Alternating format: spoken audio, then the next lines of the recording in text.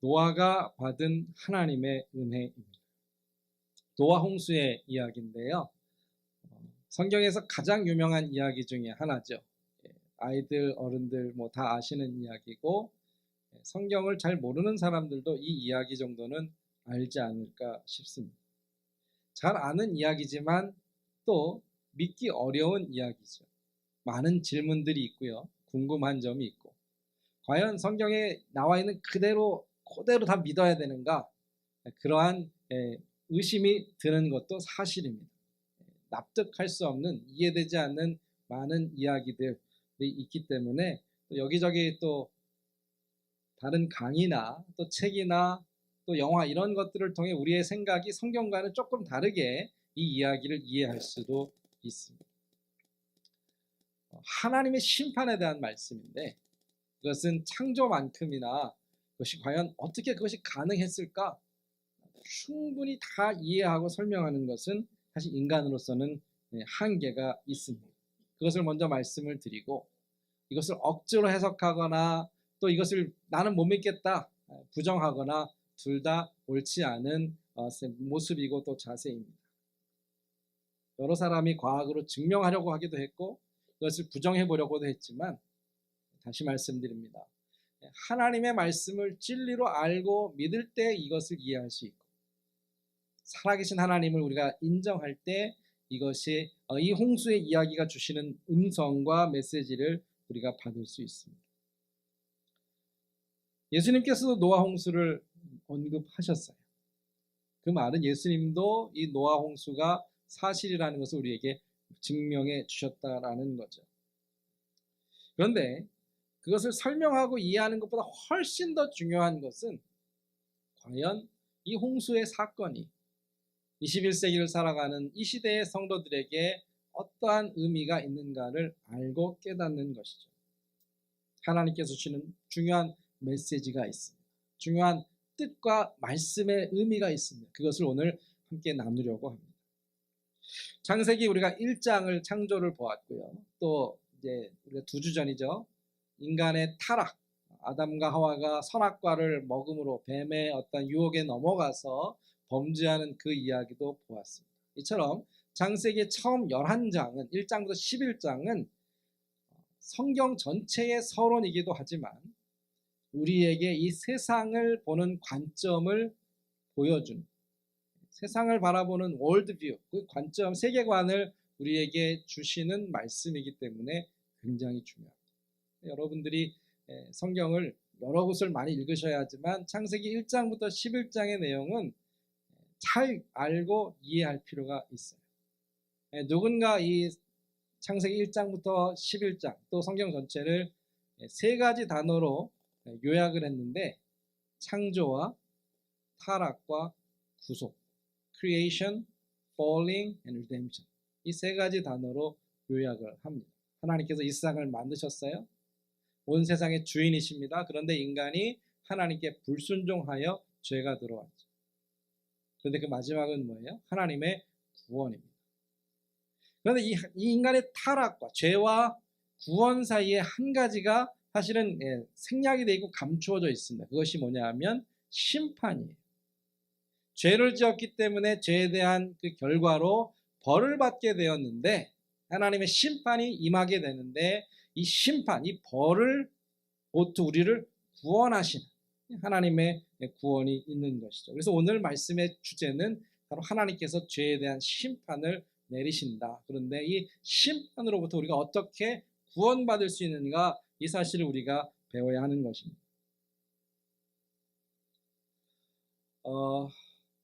하나님께서 인간의 죄를 심판하시지만 동시에 구원을 이루시는데, 과거에 물로 세상을 심판하신 하나님께서 앞으로 마지막 때에는 불로 심판하신다. 모든 것이 다 불타 없어져 버리고 새 하늘과 새 땅을 하나님께서 시작하실 것입니다.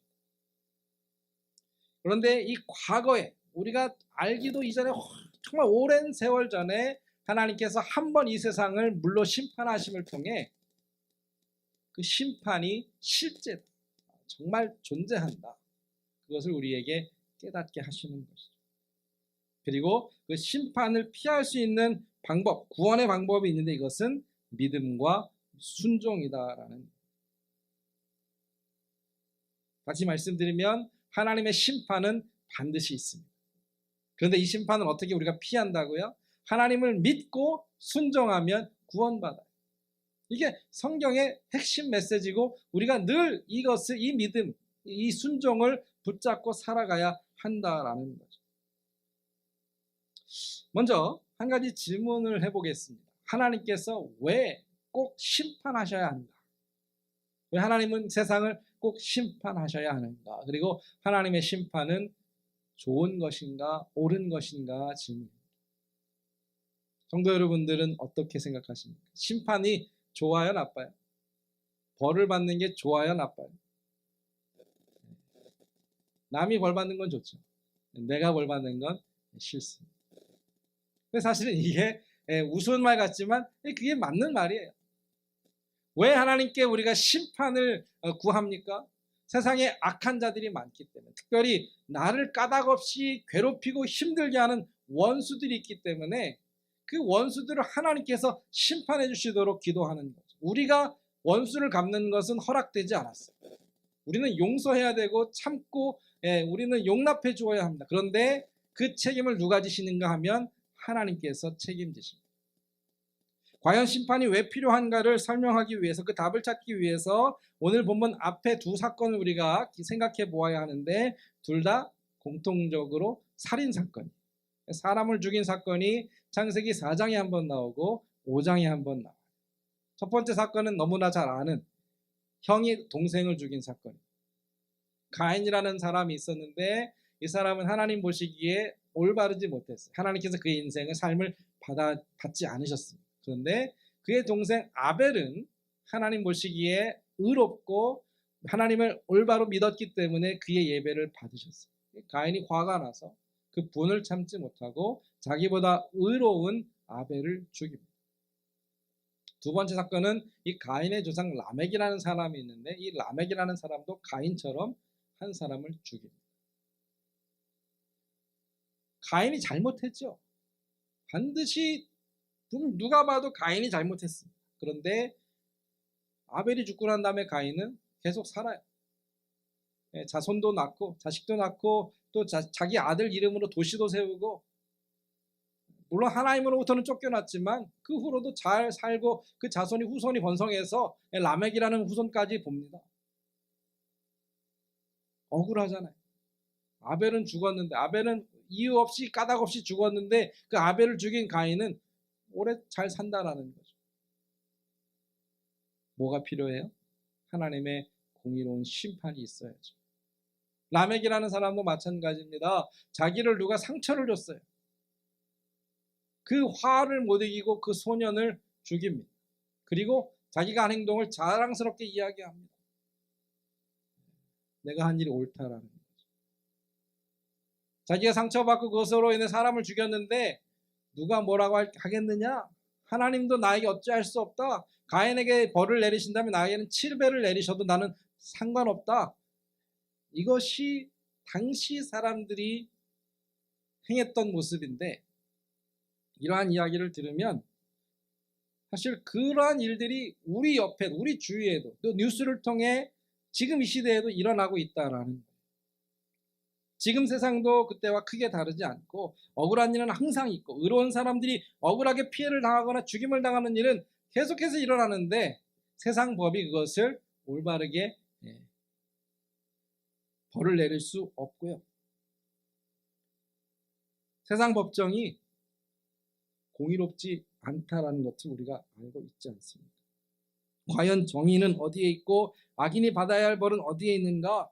이 질문에 대한 답이 바로 노아의 홍수 사건이고 하나님께서 심판하신다라는 말씀이에요. 이 세상에서는 하나님께서 즉각적으로 모든 죄에 대한 벌을 내리지 않으시지만 하나님께서 참고 기다리십니다. 이 세상에서는 회개하고 하나님 앞에 돌아올 기회를 주시지만 이 세상을 떠난 이후에는 하나님께서 반드시 행한 대로 갚아주십니다. 이것이 하나님의 공의이고 우리가 이 하나님의 공의를 믿기 때문에 이 땅에서는 고통을 당하고 괴로움을 당하지만 인내할 수 있는 것이죠. 하나님께서 때가 되면 하나님의 때에 그 죄를 반드시 물으시고 심판하신다라는 것이 우리의 신앙입니다. 오늘 본문 6장 5절에 보면 사람의 죄악이 세상에 가득함과 그의 마음으로 생각하는 모든 계획이 항상 악할 뿐임을 보시고, 세상을 보니까 하나님이 온통 죄가 가득한 것을 보셨어요. 그래서 어떻게 하셨어요? 다 물로 쓸어버리셨습니다. 다 죽이셨습니다. 소돔과 고모라도 하나님께서 요구하시는 의인이 없어서 멸망했습니다. 이것이 성경의 원리입니다. 에스겔 선지자에 보면, 에스겔에 보면 하나님께서 이 성을 멸망하시기로 작정하시고 하나님을 막아서 기도하는, 하나님을 향해 이 도시를 위해 기도하는 한 사람을 찾으셨는데 못 찾으셔서 그 성이 멸망했다 그랬습니다. 우리가 사는 이 글렌데일, 피닉스 이 지역에 하나님께서 지금 보고 계세요. 찾고 계세요. 의인이 있는가? 하나님 앞에 기도하는 하나님의 사람들이 있는가? 만약 이 땅이, 우리가 사는 이 도시가 하나님을 두려워하지 않고 하나님 앞에 악한 사람들로만 가득하다면 심판받겠죠. 말세라는 것은 그것입니다. 더 이상 하나님을 찾지 않는 그런 세상에 하나님께서 심판을 내리시는 때가 임할 것이다 그랬습니다. 노아 홍수 이야기의 맨 마지막은 뭐로 끝나요? 무지개로 끝나죠. 무지개의 의미가 무엇입니까? 다시는 하나님께서 인간의 죄 때문에 세상을 물로 심판하지 않겠다라는 약속이죠. 그것을 우리가 잘못 생각하면 안 됩니다. 더 이상 심판은 없구나. 그게 아니고요.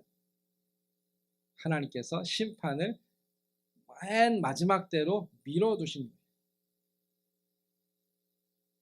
왜냐하면 그때 심판하셨다가는 온 세상이 남아나지 않게 되니까. 기다리실 뿐이지, 또 물로 심판하지 않으실 뿐이지, 하나님께서 마지막 때에 반드시 모든 것을 행한 대로 심판하실 것입니다.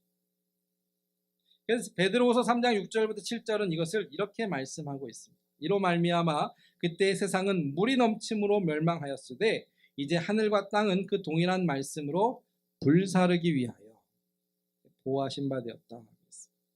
하나님의 심판과 멸망의 날까지 그냥 보존하고, 그냥 하나님께서 내버려 두실 뿐이지 하나님은 불로 반드시 심판하신다. 여기까지 말씀을 성도님들은 어떻게 들으십니까? 세상이 멸망한대요. 하나님께서 모든 사람을 행한 대로 다 심판하신대요. 이 사실을 얼마나 우리가 심각하게 또 진지하게 진리로 믿고 있습니까? 하나님은 늘 동일하시고 하나님은 공의로우시기 때문에 죄를 참지 않으시고 죄에 대한 책임을 물으십니다.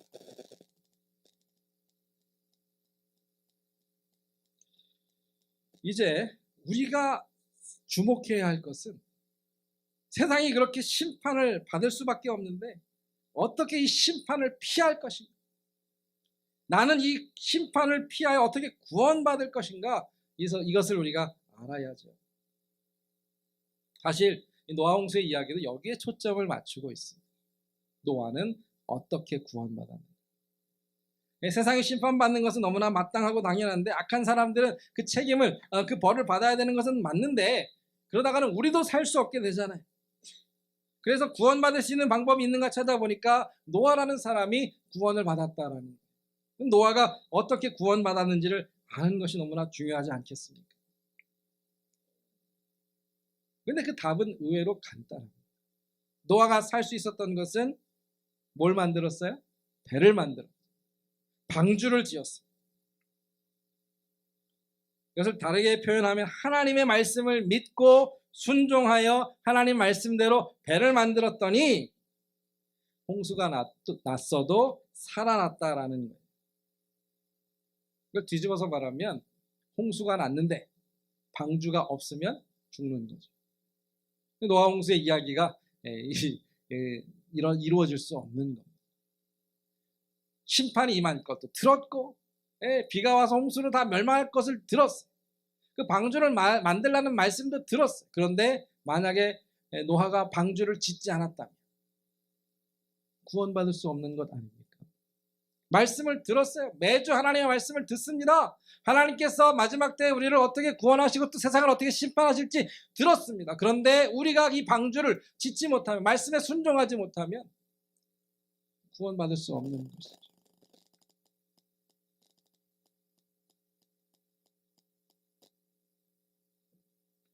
하나님의 심판과 구원을 믿는다면 우리도 노아와 같이 믿음으로 하나님께 순종해야 합니다.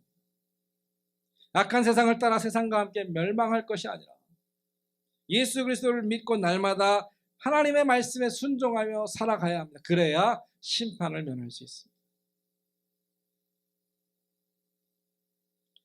어떻게 구원받습니까? 믿음으로 구원받습니다. 그렇죠? 오직 하나님의 은혜로 믿음으로 구원받습니다. 그런데 이 말씀을 우리가 오해해서 믿음과 행위를 분리해요. 행위가 아니라 믿음이지. 믿음으로 구원받지. 그럼 행위는 필요 없다. 맞아요, 틀려요? 성경은요, 믿음이 있으면 순종하는 것은 당연하다라고 가르쳐줘요. 성경 어디를 보아도 하나님의 말씀을 믿는데 이 말씀에 순종하지 않고 이 말씀을 어기는 일은 불가능하다고 가르쳐줘요. 우리 안에 생명이 있으면 생명의 열매를 맺게 됩니다. 그래서 행함이 없는 믿음은 뭐예요? 죽은 믿음이죠. 하나님을 믿으십니까? 그럼 말씀에 순종할 수밖에 없어요. 하나님의 명령을 들었습니다. 그 명령이 진리이고 참인 것을 우리가 믿습니다. 그러면 그 말씀대로 따르게 되어 있습니다. 성경이 노아를 어떻게 소개하는지 보십시오. 노아는 여호와께 은혜를 입었다 그랬습니다. 그리고 그 다음에 이어서 9절에 노아는 의인이요 당대의 완전한 자라 그는 하나님과 동행하였다 그랬습니다. 영어 성경 있으신 분은 한번 노아가 여호와께 은혜를 입었다라는 말을 보십시오. 노아 found favor in the eyes of the Lord. 부흥에 오신 분은 아마 이 말씀이 익숙하실 겁니다. 노아가 하나님께 은혜를 입었다라는 말에 favor라는 말이 나옵니다. 하나님 보시기에 노아의 삶은 하나님께서 기뻐하실 만하다. 그런 말이에요. 성도 여러분들, 하나님의 은혜를 받으셨습니까? 그러면 그 은혜 받은 사람의 삶의 모습은 하나님 보시기에 아름다워야 돼요. 정말 아름다운 열매가 가득하고 은혜 받은 은혜의 삶이 세상 그 삶이 정말 아름답게 나타나야 돼요. 그렇지 않으면 은혜 받은 게 아니고, 그렇지 않으면 그 믿음이 참된 믿음이 아니라는 거죠. 노아가 하나님의 은혜를 받고 하나님의 말씀을 믿고 말씀에 반응했을 때 그의 삶이 세상과 달랐다라는 거죠. 노아 시대 사람들이 어떻게 살았어요? 노아 시대 사람들의 삶을 창세기 6장 1절과 2절 이렇게 이야기합니다. 하나님의 아들들이 사람의 딸들의 아름다움을 보고 자기들이 좋아하는 모든 여자를 아내로 삼았다. 자기들이 보고 아름다움을 보고 자기들이 좋아하는 모든 여자를 아내로 삼았다. 하와가 선악과를 보니까 보암직도 하고 먹음직도 하고 탐스럽게 할 만큼 지혜로워서 그것을 먹었다는 말씀하고, 오늘 6장 1절 2절에 하나님의 아들들이 사람의 딸들의 아름다움을 보고 자기가 좋아하는 모든 여자를 아내로 삼았다라는 마음하고 같은 마음이죠. 내가 좋으면 하는 거예요. 내 눈에 보기에 아름다우면 내가 갖는 겁니다. 이것이 세상이 살아가는 방식입니다. 왜 그 일을 하는지 따져 묻지 않습니다. 왜? 내가 좋으니까, 내가 하고 싶으니까, 내가 갖고 싶으니까. 그것이 세상이 살아가는 방식입니다. 우리도 그렇습니까? 왜 그 일을 하세요? 왜 그곳에 가십니까? 왜 그것을 가지려고 애쓰십니까? 내가 좋아서요? 내가 보기에 좋아서? 내가 하고 싶으니까? 내가 하고 싶으면 무엇이든지 내가 움켜쥐고 내가 취하고 내가 정말로 누리고 사는 것이 세상의 방식이라는 거예요. 예수님께서도 이 모습을 누가복음 17장에서 이렇게 말씀하십니다. 노아가 방주에 들어가던 날까지 사람들이 먹고 마시고 장가들고 시집가더니 홍수가 나서 그들을 다 멸하였느니라. 마지막 숨을 거두는 날까지 세상 사람들은 무엇을 위해 살아요? 내 좋은 대로 살아요. 홍수가 임하는 날까지 먹고 마시고 장가들고 시집가고 그렇게 살아요. 근데 노아는 그렇게 살지 않았다라는 거죠. 노아는 어떻게 살았어요? 배를 만들었어요. 왜요? 요트 하나 바다에 띄우는 것이 평생 소원이어서 배를 만들지 않았다라는 거예요. 그 배를 왜 만들었습니까? 하나님의 말씀이었기 때문에. 벌써 삶의 목적과 이유가 다르지 않습니까? 한쪽은 내가 보고 좋으니까, 내가 보기에 너무 예쁘고 아름다우니까 그거 거기대로 사는 것이고, 또 한쪽은 그 일을 왜 합니까? 하나님이 명령하셨고 하나님께서 말씀하셨으니까 순종한 것이죠. 그리고 이것을 하나님께서 의라고 말씀합니다. 자기 욕망을 채우는 삶에는 하나님이 거하시지 않습니다. 하나님이 거하실 곳이 아무것도 없습니다. 그래서 그 마지막은 멸망이고 심판. 하지만 노아는 평생을 방주를 짓는 삶을 살았습니다. 이것이 하나님 앞에 의가 된다라는 것이죠. 이것이 하나님을 믿었기 때문이고 말씀에 순종했기 때문입니다. 우리는 하나님 앞에서 의인입니다. 왜요? 하나님을 믿기 때문에. 믿고 하나님 앞에 순종하기 때문에. 우리의 삶은 더 이상 내가 보고 좋은 대로 따라 사는 삶이 아니라 하나님의 말씀을 날마다 듣고 그 말씀에 따라 순종하는 삶이기 때문에 하나님이 우리를 보시고 의롭다 하십니다. 저와 성도님들은 하나님 앞에서 의인입니다. 믿음의 순종이 우리에게 있기 때문이죠. 히브리서에서는 노아의 행동을 이렇게 설명합니다. 믿음으로 노아는 아직 보이지 않는 일에 경고하심을 받아 경외함으로 방주를 준비하여 그 집을 구원하였다. 노아도 사실 홍수를 귀로만 들었지 직접 본 적이 없어요. 그 당시 날씨를 기상을 예보한 것도 아니고 뭔가를 따져보고 이때쯤 되면 비가 오겠거나 알고 있었던 것이 아니에요. 보이지 않는 알 수 없는 미래의 일을 미리 말씀을 통해 듣고 그 말씀에 따라 순종한 것이죠. 천국을 보셨습니까? 아니요, 우리는 말씀을 통해 들었을 뿐입니다.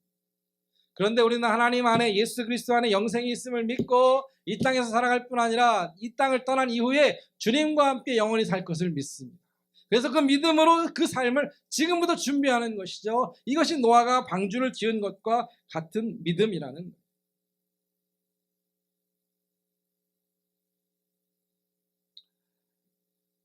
그렇게 하나님 앞에 순종했을 때 자신도 살고 가족도 살리고 하나님이 주신 사명을 따라 모든 동물들을 살릴 수 있었어요. 사실 노아는요, 그리 대단한 영웅이 아니에요. 노아가 세상을 위해 또 인류를 위해 기여한 것이 있습니까? 엄청난 발견을 한 것도 아니고 대단한 어떤 업적을 남긴 것도 아니죠. 그는 그저 자기와 자기 가족을 위해 하나님 앞에 말씀에 순종한 것밖에 없어요. 그를 영웅이라고 칭송할 그럴 것도 없습니다. 영웅은 오히려 세상 밖에 있습니다. 유명한 사람들, 정말 영웅이나 칭송받는 사람들은 세상 가운데 있습니다. 아까 저희가 라멕을 이야기했는데 라멕 뭐 했다고요? 사람 죽였어요. 근데 라멕의 아들이 둘이 있습니다. 한 명은 목축을 하는 사람의 조상이 되었고 또 한 사람은 음악을 하는 사람의 조상이 되었다라는 말은 음악의 아버지, 발명왕 에디슨 이런 것처럼 엄청난 발견과 발명과 기술을 인류에 공헌한 사람들이에요. 누가요? 라멕의 아들들. 오늘 본문에도 보면 6장 몇 절이죠? 4절에 보니까 하나님의 아들들과 사람의 딸들이 함께 결혼해서 자식을 낳았는데 용사, 유명한 자다 그랬어요. 그런데 그 모든 사람들은 하나님의 심판을 피하지 못했어요. 하나님을 믿지 않았고 말씀에 순종하지 않았기 때문에.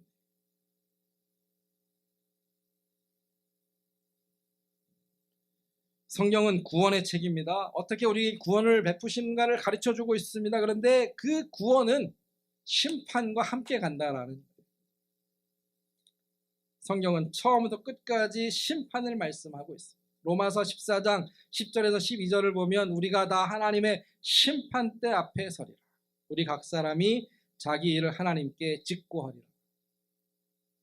그날이 언제인지 모르지만 주님이 다시 오시면 우리가 다 하나님 앞에 서게 될 것이고 하나님께서 우리의 삶에 대해 물으실 것입니다. 과연 우리가 하나님을 믿고 살았는지 그 믿음에 순종하여 살았는지를 하나님께서 다 물으실 거예요.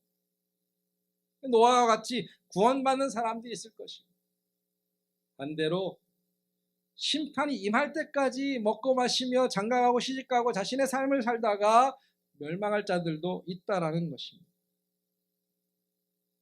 고린도후서 5장 10절에도 보면 이는 우리가 다 반드시 그리스도의 심판대 앞에 나타나게 되어 각각 선악간에 그 몸으로 행한 것을 따라 받는다. 뭘로 받는다고요? 몸으로 행한 대로. 우리가 어떻게 살았는지를 보고 하나님께서 행한 대로 갚아주십니다. 노아는 하나님을 믿었습니다. 하나님을 믿었기 때문에 그의 삶이 달랐다라는 거죠. 그의 모든 삶은 하나님의 말씀대로 배를 만드는 데 들여졌다라는 거예요. 그가 순종하는 모습을 보면 절대적으로 순종합니다. 어떻게 순종했다고요? 절대적으로. 왜요? 하나님을 그렇게 믿었기 때문에. 하나님이 뭐라고 말씀하시는지 세상 말로 토를 달지 않았어요. 따져 묻지 않았습니다. 그냥 했습니다. 왜요? 하나님을 인정했기 때문이죠. 비가 얼마나 올지 노아가 몰라요. 누가 아십니까? 하나님이 아십니다. 배를 얼마나 크게 만들어야 될지 누가 알아요? 하나님만 아시죠. 그래서 하나님께서 말씀하신 그 방주 배의 크기가 창세기 6장 14절부터 16절에 나오는데 길이가 450피트예요. 폭이 75피트, 높이가 45피트. 지금 계산해봐도 엄청난 크기예요. 왜 이렇게 크게 지어야 합니까? 분명히 궁금하고 또 납득하기 어렵고 그래서 사실 좀 작게 만들지 그런 생각을 왜 안 했겠어요? 그런데 노아는 자기 생각대로 배의 어떤 크기를 정하지 않았고 말씀에 순종했다. 살다 보면 이해되지 않는 일 투성입니다. 왜 하나님께서 나에게 이것을 요구하시는지, 왜 나를 이곳으로 보내시는지, 왜 내 인생은 이렇게 힘들고 괴로운지 이해되지 않는 것 투성이에요. 그러나 우리가 가는 길을 누가 아십니까? 하나님이 아십니다. 하나님의 말씀에 순종하는 것은 하나님을 인정하는 것이죠. 결과적으로 보면 하나님의 계산이 맞았습니다. 하나님의 계산대로 그 큰 배를 짓고 나니까 그 배 안에 동물들을 다 태울 수가 있었어요. 지금 동물학자들이 계산해 보니까 그 정도 사이즈의 배에는 12만 5,280마리의 동물을 태울 수 있다. 어떤 신학자들은 노아가 그 정도의 크기의 배를 짓기 위해서는 70년에서 120년 정도 소요가 되었을 것이다 이야기를 합니다. 다 추측이죠. 중요한 것은 노아는 우리도 알지 못하는 그때에 자기도 알지 못했겠지만 하나님의 말씀이니까 믿고 따라갔어요. 그런데 결과는 살았습니다. 우리가 세상을 다 압니까? 우리가 미래에 일어난 일을 다 압니까? 몰라요. 그런데 누구를 알고 누구를 믿습니까? 하나님을 알고 하나님을 믿습니다. 하나님께서 매일매일 내 삶을 인도하시는 대로 따라가다 보니까 과연 하나님이 신실하시고 하나님이 진리이고 하나님께서 내 인생을 구원하신다는 것을 마지막에 우리가 고백할 수 있습니다. 하나님을 믿는 것이 지혜이고 하나님을 믿는 것이 구원입니다. 성경은 노아를 완전한 자라 그렇게 인정해 주셨는데 이 완전하다, 완벽하다 그것은 어떤 도덕적으로 윤리적으로 아무런 흠이 없다 이런 말은 아닐 것입니다. 인간은 죄를 짓지 않고 사는 것은 불가능하죠. 모두가 다 연약하고 부족하기 때문에 실수가 없을 수가 없습니다. 그런데도 불구하고 하나님께서 성경이 노아를 완전한 자로 인정하는 이유는 뭐예요? 배를 다 지었잖아요. 하나님의 말씀에 완전하게 온전하게 순종했잖아요. 그의 믿음을 보시고 온전하다라고 인정해 주시는 겁니다. 배를 짓다 만 것이 아니고 하나님의 말씀을 반만 순종한 것이 아니고 끝까지 순종했어요. 그것을 신약에서는 어떻게 표현하는가 하면 믿음을 지켰다라고 말합니다. 죽는 날까지 끝까지 하나님을 믿는 믿음으로 살았다라는 표현이죠. 창세기 17장에도 보면 1절에 이 온전하다라는 말이 한 번 더 나오는데 아브라함에게 주시는 말씀.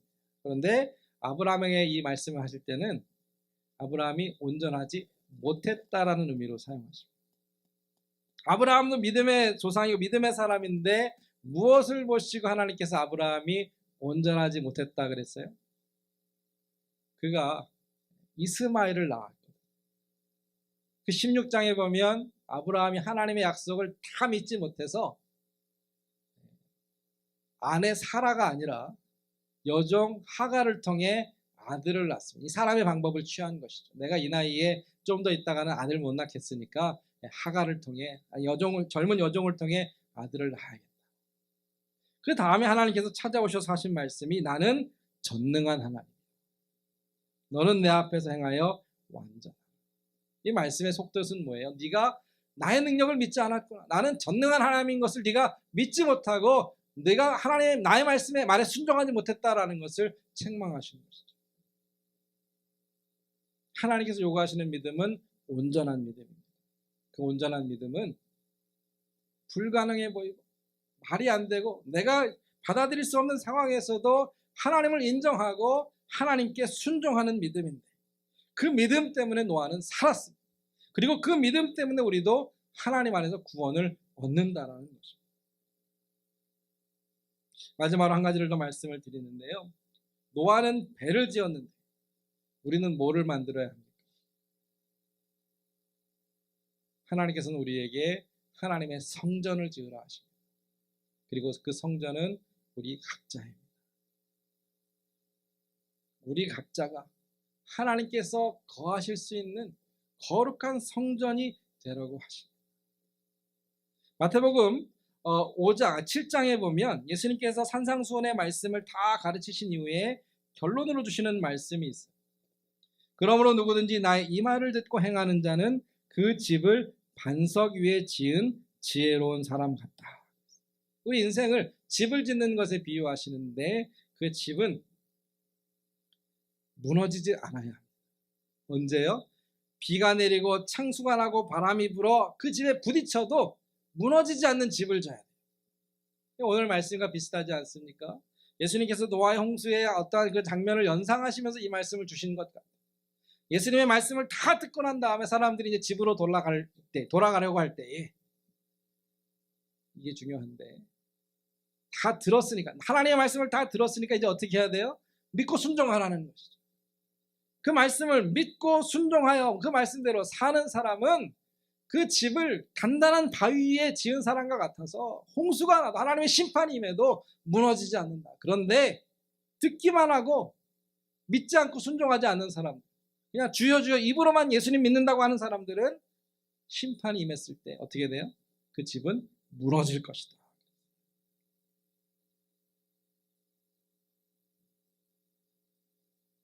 우리 믿음을 점검해 보아야 하지 않겠습니까? 오랜 세월 하나님을 믿고 살아오셨는데 그렇게 성도님들이 하나하나 건축하고 세운 그 하나님의 성전, 내 삶은 믿음으로 산 내 삶은 심판을 견딜 수 있는 그러한 단단한 든든한 집인가요? 방주와 같은 집인가? 아니면 심판이 임하면 흔들리고 무너지는 그러한 믿음입니다. 고린도전서 3장 9절에도 이런 말씀을 합니다. 하나님께서 우리에게 구원을 주시는데 우리를 하나님의 성전이고 하나님의 성령이 거하신 하나님의 집이라고 하셨습니다. 그리고 우리 각자 예수 그리스도의 터 위에 집을 세우게 되는데 사람마다 짓는 모습이 달라요. 어떤 사람은 금이나 은이나 보석으로 집을 짓고 어떤 사람은 나무나 풀이나 짚으로 집을 져요. 그런데 하나님께서 불로 이것을 시험하십니다. 불로 태워버리면 나무나 풀이나 짚은 다 없어져 버려요. 그런데 금과 은과 보석은 불 가운데 더 빛날 것이다. 만일 누구든지 그 위에 세운 공적이 그대로 있으면 상을 받고 누구든지 그 공적이 불타면 해를 받는다 그랬어요. 공적이 뭐예요? 공적. 어려운 말이라서 영어를 성경을 찾아보니까 work래, W-O-R-K. 우리 다 일하잖아요. 학생들도 일하고 우리 어른들도 일하고 내가 매일매일 땀 흘려 일하는 그 일들이 벽돌 한 장처럼 쌓이고 쌓여서 하나님의 집이 되는데 내가 하는 그 일들, 믿음의 순종과 믿음의 행위들이 하나님 앞에 기쁘고 하나님 앞에 온전한 것이면 불에 타 없어지지 않고 영원한 것이 되겠지. 믿음이 아닌 내 욕심으로 한 모든 행위들, 내 모든 일들은 다 불타 없어지고 얼마나 남을까요? 하나님이 심판하시고 하나님께서 점검하시면 집이 온전히 서 있겠습니까? 아니면 다 사라지고 없어져 버릴까요? 사도 바울이 이 말씀을 선포하면서 자신과 교인들의 삶을 비교하고 있습니다.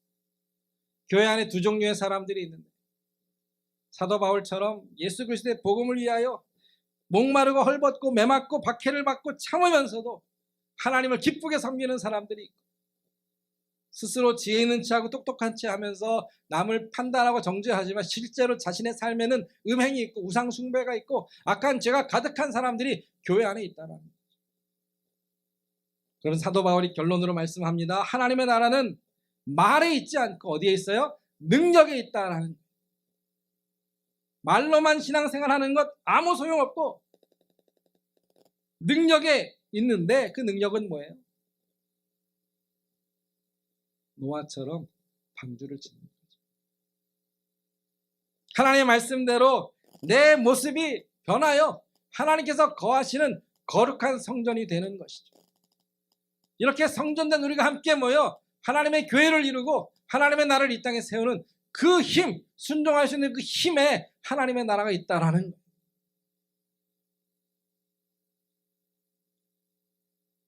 이 말씀을 다 들으셨으니까 이제 우리 삶을 돌아보아야 하지 않겠습니까? 심판은 분명하고 반드시 임할 것이고 우리가 하나님 앞에 설 날이 반드시 올 텐데 그날 그때에 하나님께서 우리의 삶에 대해 물으실 것입니다. 하나하나 다 따져 물으실 것입니다. 불로 심판하실 것입니다. 하나님 앞에 정말로 온전한 모습으로 믿음으로 설 수 있어야 하지 않겠습니까? 노아가 방주를 완성했고 그 방주 안에 그 배 안에 그 가족 8명과 동물들이 다 들어갔어요. 하나님께서 문을 닫으셨어요. 그리고 일주일 후에 정확히 7일 후에 비가 내리기 시작합니다. 노아는 겁이 났을까요? 물론 뭔가 두려웠겠죠. 하지만 그는 안전합니다. 왜요? 방주 안에 있으니까. 우리는요. 하나님을 믿는 믿음이 있고 날마다 믿음으로 살고 있기 때문에 우리는 하나님 앞에 서는 날이 두렵지 않습니다. 오히려 찬송하며 주님 앞에 설 수 있습니다. 제가 학생 때 또 주일학교 때 가끔 전도사님들이나 선생님들이 하시는 말씀이 있어요. 별로 듣기 좋아했던 말은 아니에요. 여러분은 지금 죽어도 천국에 갈 수 있는 믿음이 있습니까? 그 질문하면 괜히 대답하기가 힘들어요. 자신도 없고 두렵고 불안하고. 그런 하나님의 은혜로 지금은 이 질문 앞에 더 자신 있게 대답할 수 있습니다. 그때보다는 방주가 많이 완성된 것 같아요. 그때보다는 더 하나님 앞에서 하나님께서 기뻐하시는 삶으로 많이 성장한 것 같아요. 처음 믿을 때보다 지금 우리가 하나님의 구원에 더 가까웠다라는 말입니다. 성도 여러분, 오늘도 믿음으로 살 이유가 바로 여기에 있습니다. 주님 앞에 설 그날을 날마다 준비하십시오. 다른 것이 아닙니다. 하나님을 믿기 때문에 주시는 말씀에 어린아이처럼 순종하고 힘들어도 부담이 되고 어려워도 주님 말씀이기 때문에 아멘, 내가 순종합니다. 그 삶을 주님 기뻐하시고 우리의 모습이 천국에서 영원토록 빛나게 하실 줄로 믿습니다.